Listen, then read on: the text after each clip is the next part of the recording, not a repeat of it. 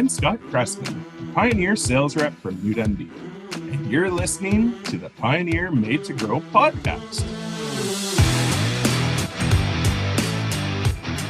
Thanks, Scott, and thank you for listening to the Pioneer Made to Grow podcast.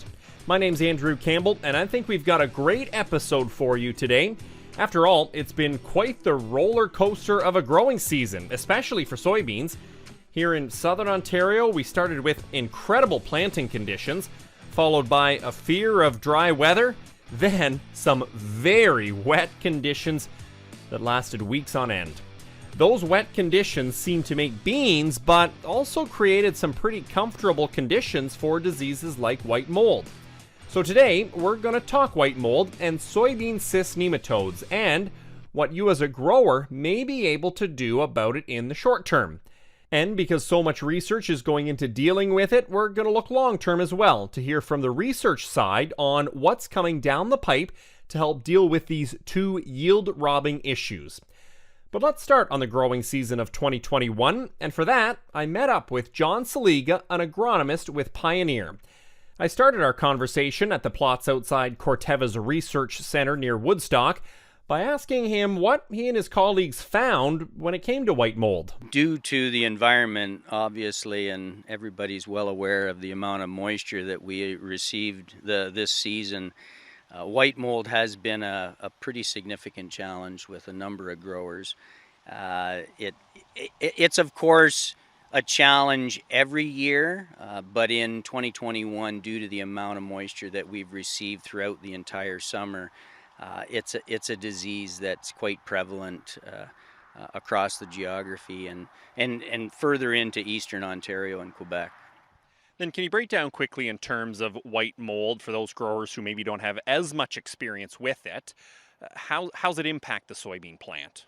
The disease itself infects the soybean plant at flowering, right around flowering. It infects through the leaf petals as they're dying off after they've pollinated, and it very rapidly will take off and grow into the plant, and basically the plant is supporting another organism on itself, and so it's supporting this other organism, and that is taking away from its ability to feed itself and produce that soybean crop. So under very extreme conditions, white mold can essentially eliminate all potential yield on a soybean plant. Well, and we're standing in front of a plot, and I actually cheated a little bit and looked in this before you came, and there's actually a bit of white mold in it. What's that kind of telltale sign for a grower to know that, oh, this might be a problem? Well, of course, what we're seeing here, we've got some beans that are fairly heavily lodged, and it looks like the population is quite heavy in here. These beans have fallen and almost become a mat, so you have very little air circulation. It creates an environment where the disease is very happy to infect the plants and then happy to continue its growth. This is an ideal environment here. Also, we're surrounded by, we're next to a tree line and we're surrounded by some corn plots, so probably less air movement in this part of the field and in this part of the plot. Now, for those growers that maybe did experience white mold and are thinking, man, I don't want to go through that again, what are some of the things that they can think about over this winter going into the next growing season to maybe help improve their odds of trying to avoid it or at least lessen that loss? Sure. So a couple of things. Population, I mentioned that this looks like a fairly high population. We've found that reducing population in fields that are highly susceptible to white mold, those richer environments, high fertility, those fields will benefit from a lower population. We see some of these fields get planted at as low as 140,000 seeds per acre. That is going to assist in avoiding the disease. The other opportunity we have is to go to a wider row spacing. Now that's a bigger challenge for a grower if they're all set up with the equipment on narrow rows, but we have seen an increased number of producers in areas of the province and who have that soil type move to wider rows, all the way out to 30-inch rows, which have historically, in the recent history, not been really popular with soybean production. Now, for those that are, doing their variety shopping now, is it an issue of kind of keeping an eye, or what should they be looking at from a variety standpoint when they're trying to find that? Yeah, there's definitely, a scoring process or a ranking process that we utilize here at Corteva to rank our white mold susceptibility. And so, our sales reps are well in tune with our rankings. If you have an environment that's susceptible to white mold, you're going to want to select for higher tolerance levels. And then in addition to that, of course, the use of a fungicide in season, in crop, with soybeans has proven to be very, very effective. So it's a combination of having a variety that has good tolerance along with that added protection of fungicide. So then the other challenge that more and more growers are facing when it comes to their soybean crop is soybean cyst nematode. We were talking before this about, the challenge that growers in the very far southwest, Essex, for instance, they're maybe a little more in tune to it than the rest of the province. Give me an idea, first of all, how that's going to impact a soybean crop. Soybean cyst nematode is like that hidden enemy that you don't see. Soybean cyst nematode, it's not apparent to you above the ground, and so our crops, our soybean crops, are probably more affected by soybean cyst nematode than anybody really gives credit to. We talk about it, and certainly the industry has done a lot to promote an understanding of it. But I do believe that our soybean crops are suffering from that infestation of soybean cyst nematode across the acres that we service. And how does it impact the plant itself? So the cyst nematode itself, it infects through the roots. So the cyst, the female cyst, will go into the root and it'll feed off of the plant and it will produce eggs. And the reason for the name cyst is what we see is the sac of eggs that is showing outside of that root. That the sheer numbers of cyst nematode that we can get infecting individual plants is a huge strain on that plant, and takes away the energy that it would otherwise use to produce yield. So in very high population situations, it's very evident, and you will see pockets in the field where there's high pressure. But there's lots of fields out there that have moderate pressure that you're not going to visually see that. Do you have an estimate on what kind of yield impact that may have, even on those ones that you don't necessarily see? It's hard to put a yield estimate on it based on, it really depends on the populations that you have and the varieties that you're growing.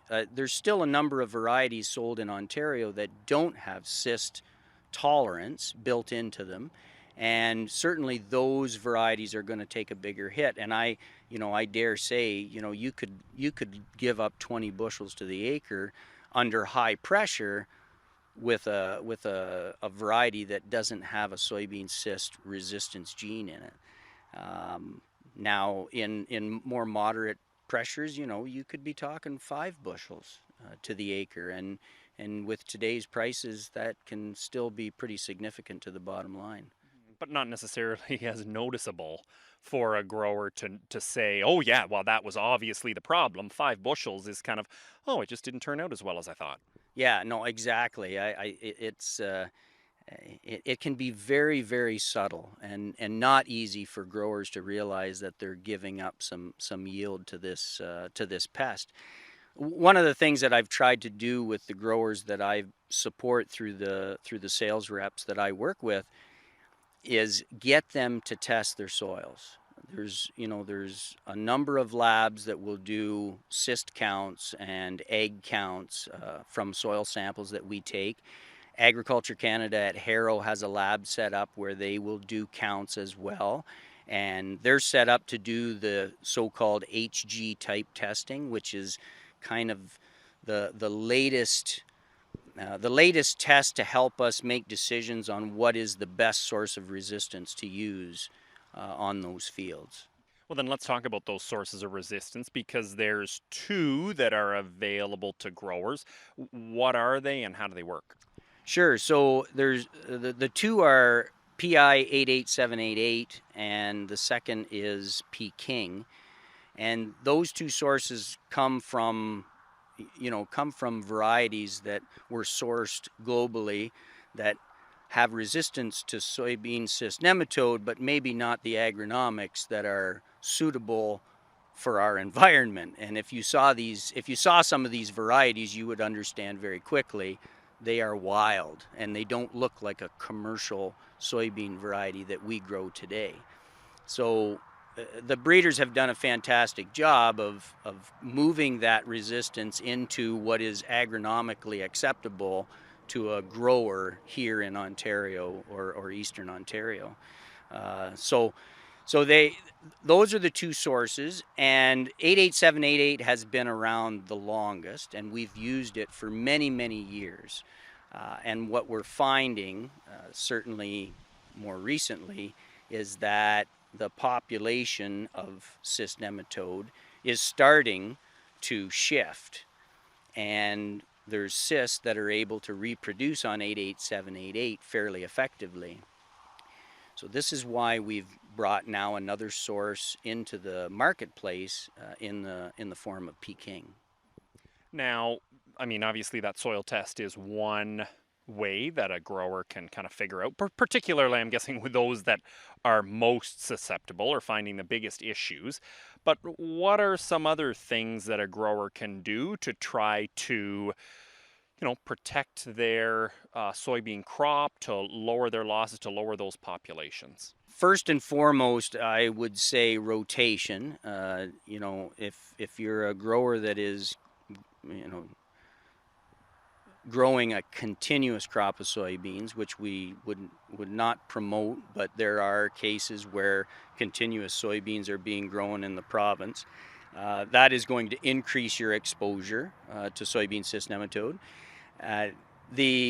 So any type of rotation to a non-host crop, corn, alfalfa, where soybeans are more frequent in the rotation, what we would like to see, certainly where we know we've got some challenges with soybean cyst nematode, is we need to start thinking about rotating those sources of resistance. So when 88788 starts to break down, we bring P King in, but then we're not going to bring P King in and stick with it forever, right? We're going to start rotating back and forth. And the best thing that we can do for soybean cyst nematode is manage the population to as low a level as possible. We will never eliminate soybean cyst nematode from our growing, the acres in southwestern Ontario. Now, what about in terms of, you talked about the rotation of, just the different crops, but there's also, going to be weeds that may be hosts to the cyst. What are some of those, and does it just mean that weed management has to be a higher priority? Yeah, so this is something that we don't always think about with soybean cyst nematode, and it's the fact that weeds like purple dead nettle and henbit, those are two of the weeds that have been identified as very strong hosts for soybean cyst nematode. It's a case where we're not growing a crop in that field right now, so I'm not maybe as worried about my weed population. But if that weed population happens to be an alternate host to soybean cyst nematode, we are continuing to allow them to reproduce and increase their population. So we have to be continually managing the environment to keep that population down. So really it is a case of, a combination of obviously crop rotation of those resistant genes, and being aware that this is an issue that is, marching north and east in Ontario and isn't going to go away on us. No, that's exactly right. And we've seen, in the many years that I've been with the company, early on when I was in research, we would rarely move our equipment to the north because we knew that they were cyst free. Just as far as Godrich and not very far away, there were areas where there were no cyst, and today that's not the case. It has covered quite a large geography, and it's now east of Toronto, and it has proven to be a pest that is quite resilient, and we need to deploy all the possible weapons we can against it. Well, John, appreciate you joining us for this episode of the podcast. It's my pleasure. Thank you, Andrew.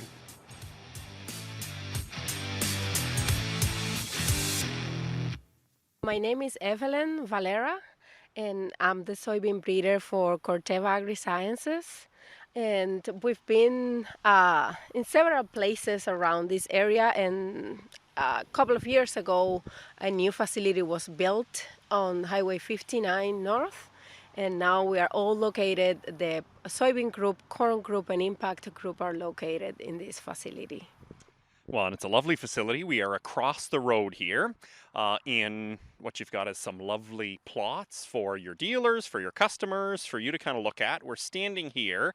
We actually just finished talking with John to get a better idea of what the growing season was like, because I think the word challenge is probably an appropriate one when we talk about things like white mold and soybean cyst nematode, and talking through what the season was like and some of the things that growers can do short term was obviously the conversation we had with John.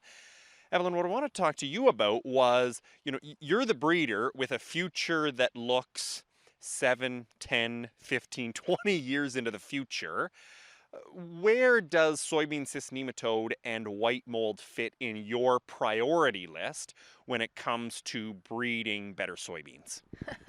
Believe it or not, they are my number 1 and number 2 priorities, and you can switch them around. It will depend on the year. This year, for example, I will put white mold at my top, my number 1, SCN number 2 for sure. So then when you are actually, looking at, breeding these different varieties, how big of a challenge is it? Let's start with white mold because it was the big challenge this year.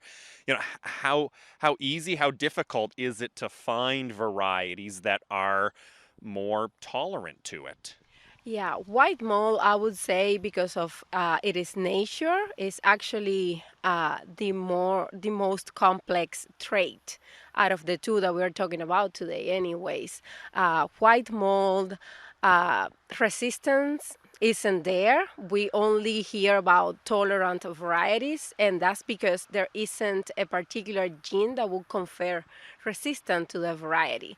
So the tolerance against the attack of the pathogen comes from the action of a large number of genes from different pathways within the plant. So white mold is actually something that we have to scout for tolerant varieties, just leave it to Mother Nature and work with those parents and try to bring that tolerance onto their progeny. That's how typically we breed for white mold. So we challenge the progeny with artificial inoculations. We can do so in the nature. We can also do it in nurseries. And from there, we make our selections out of hundreds of lines that we test. We select those that, prove to be the most tolerant. And that's how we then develop varieties and then use those same varieties as parents to continue improving that tolerance. Yeah.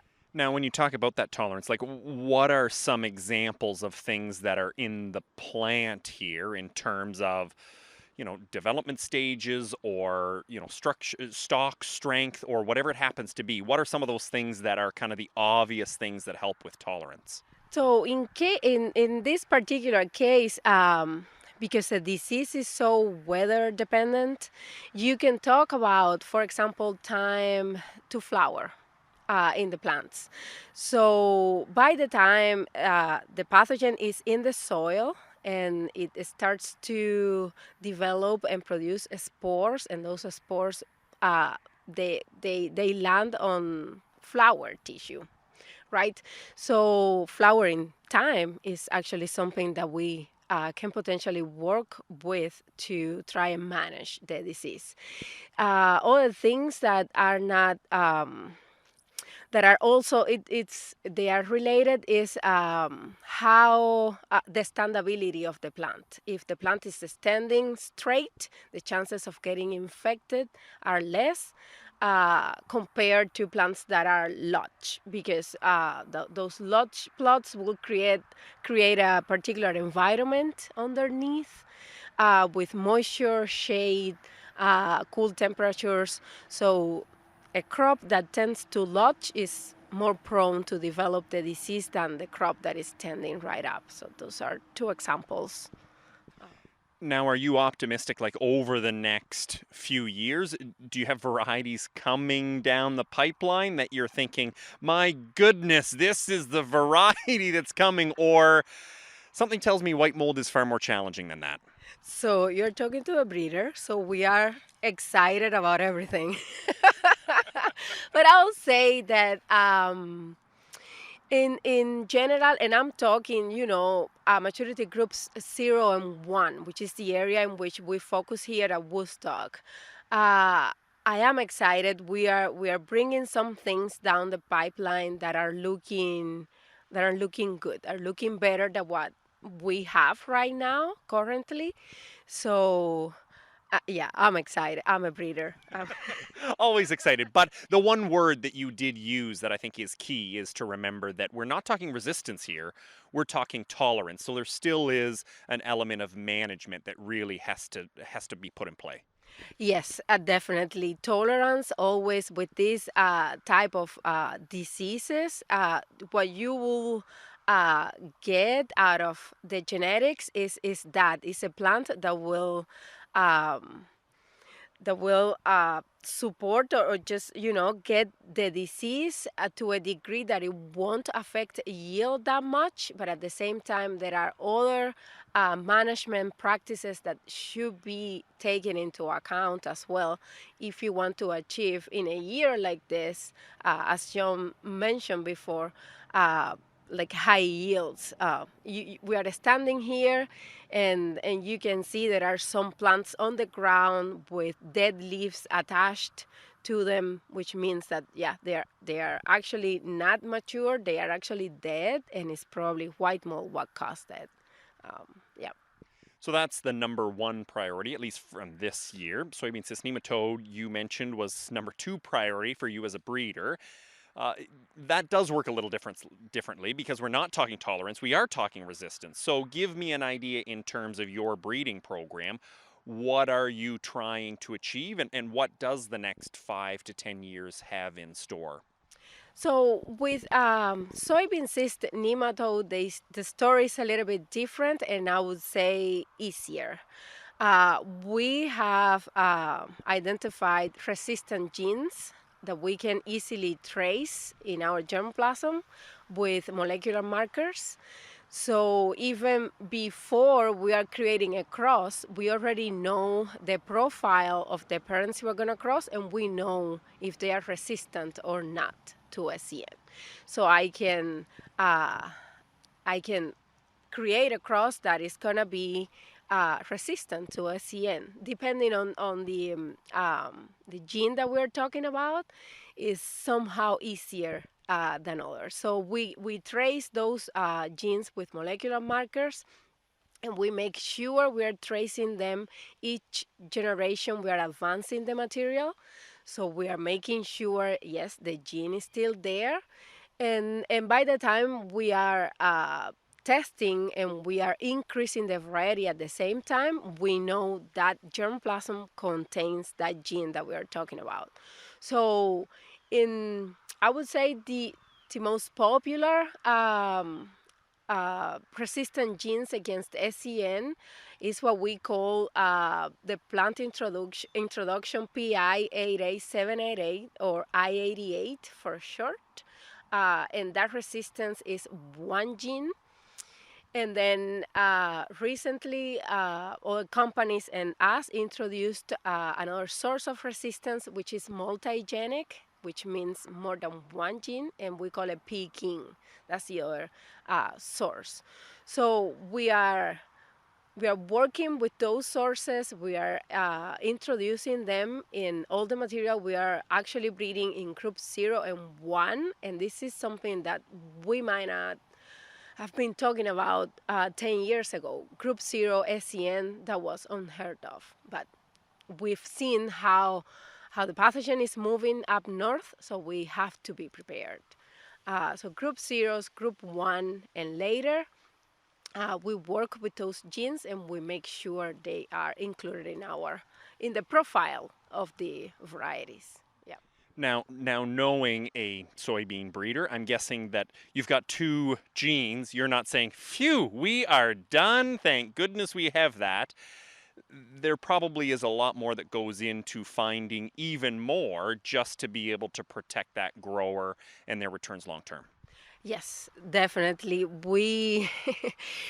When you see something that is already been deployed in research, we are already, probably 3-4 steps ahead, and we are already looking for other sources of resistance. As everything in nature, if you abuse it, then it will become just, it won't work anymore. So we need to make sure we continue research and we continue to understand other sources of resistance and how to bring them to our germplasm to continue to offer the farmer diversity in terms of how best to protect the crop in terms of this disease.